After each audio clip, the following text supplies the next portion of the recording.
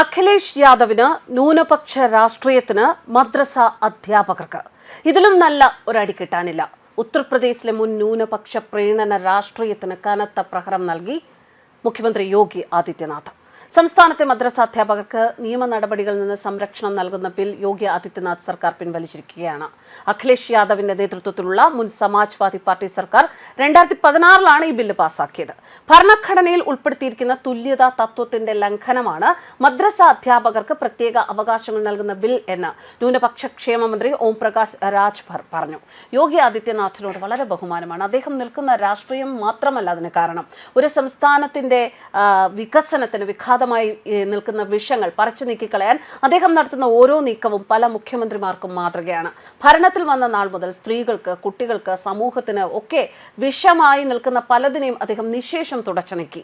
ഉത്തർപ്രദേശ് മദ്രസ അധ്യാപകർക്കും മറ്റു ജീവനക്കാർക്കും ശമ്പളം നൽകൽ ബിൽ എന്ന പേരിൽ അറിയപ്പെടുന്ന ബിൽ പ്രകാരം ഒരു മദ്രസ ജീവനക്കാരനെതിരെ നിയമ നടപടിയോ അന്വേഷണമോ ആരംഭിക്കാൻ കഴിയില്ല.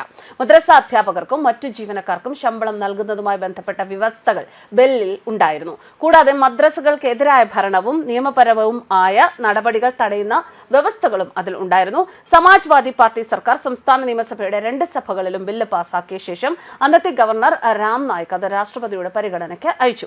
നായിക് ബില്ലിനെ എതിർക്കുകയും ഇത് ഭരണഘടനയ്ക്ക് വിരുദ്ധമാണ് എന്ന് പറയുകയും ചെയ്തു. അതിന്റെ ഫലമായി സമാജ്വാദി പാർട്ടി സർക്കാരിന്റെ കാലത്ത് ബില്ല് നടപ്പിലാക്കാൻ സാധിച്ചില്ല.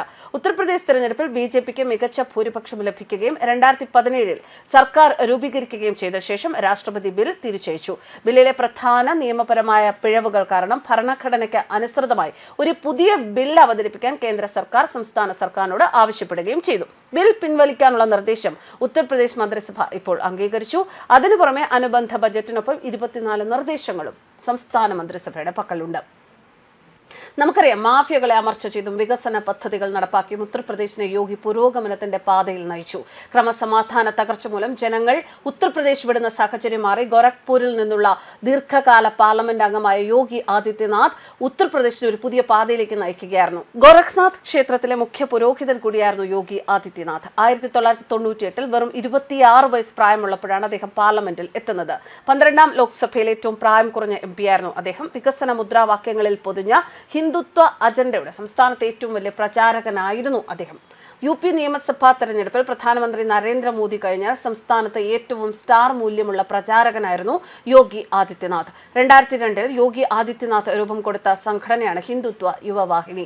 നിരവധി കലാപങ്ങളിലും പശു സംരക്ഷണം മറയാക്കി നടത്തിയ ആക്രമണങ്ങളിലും ലവ് ജിഹാദിന്റെ പേരിൽ നടത്തിയ ആക്രമണങ്ങളിലും മുൻനിരയിൽ ഉണ്ടായിരുന്ന സംഘമാണ് ഹിന്ദുത്വ യുവവാഹിനി. HNB ഗർവാൾ സർവകലാശാലയിൽ നിന്ന് ഗണിതശാസ്ത്രത്തിൽ ബിരുദം നേടിയ യോഗി ആദിത്യനാഥിന്റെ യഥാർത്ഥ പേര് അജയ് സിംഗ് ഭേഷ്ട് എന്നാണ്.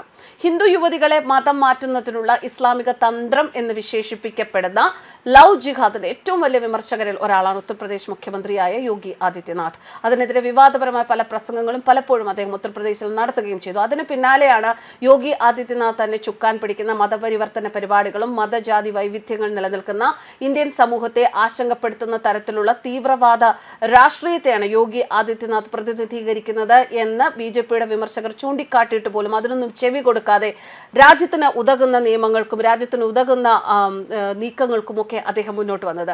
10 വർഷങ്ങൾക്ക് മുൻപ് 2004 അന്നത്തെ പ്രധാനമന്ത്രിയായ അടൽ ബിഹാരി വാജ്പേയി ഉത്തർപ്രദേശിലെ ഒരു തിരഞ്ഞെടുപ്പ് യോഗത്തിൽ വെച്ചൊരു കാവ്യ വസ്ത്രധാരിയായ യുവാവിനെ വേദിയിലേക്ക് ആദ്യമായി ക്ഷണിച്ചപ്പോൾ വലിയ കരഘോഷത്തോടെയാണ് ജനങ്ങൾ അത് സ്വീകരിച്ചത്.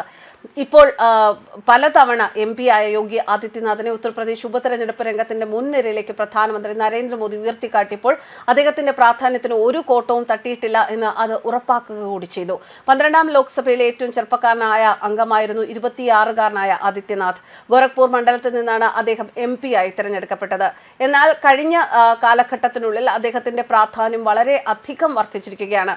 ഉത്തർപ്രദേശിനെ ഒരു പ്രത്യേക രീതിയിലേക്ക് കൊണ്ടുപോകാൻ അദ്ദേഹത്തിന് സാധിച്ചു. 2005 ക്രിസ്ത്യാനികളെ ഹിന്ദുക്കളായി പരിവർത്തനം ചെയ്യുന്ന ശുദ്ധീകരണ പ്രക്രിയയ്ക്ക് നേതൃത്വം കൊടുത്തു എന്ന ആരോപണവും നേരിട്ട ആളാണ് യോഗി ആദിത്യനാഥ്. കോൺഗ്രസ് ഭരണകാലത്ത് അവഗണിക്കപ്പെട്ടിരുന്ന UPക്ക് യോഗി സർക്കാർ പുതിയ ദിശാബോധം നൽകുകയായിരുന്നു. വിദൂര ഗ്രാമങ്ങളിൽ പോലും ഇന്ന് വികസനം എത്തുന്നു.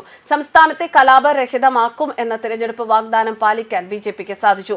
അക്രമങ്ങളും കുറ്റകൃത്യങ്ങളും ഉത്തർപ്രദേശിൽ കുറഞ്ഞു. സ്ത്രീകൾക്കും പെൺകുട്ടികൾക്കും തെരുവുകളിലൂടെ സ്വതന്ത്രമായി ഏത് സമയത്തും നടക്കാം. കേന്ദ്രത്തിൽ നരേന്ദ്രമോദി സർക്കാരും സംസ്ഥാനത്തെ യോഗി സർക്കാരും ചേർന്നുള്ള ഡബിൾ എഞ്ചിൻ സർക്കാരാണ് ബിജെപിയുടെ എക്കാലത്തെയും കരുത്ത്. അത് അക്ഷരം പ്രതി കാണിച്ചു വന്ന നടപ്പിലാക്കിയ ഒരു സംസ്ഥാനം തന്നെയാണ് ഉത്തർപ്രദേശ്. News desk കർമാൻസ്.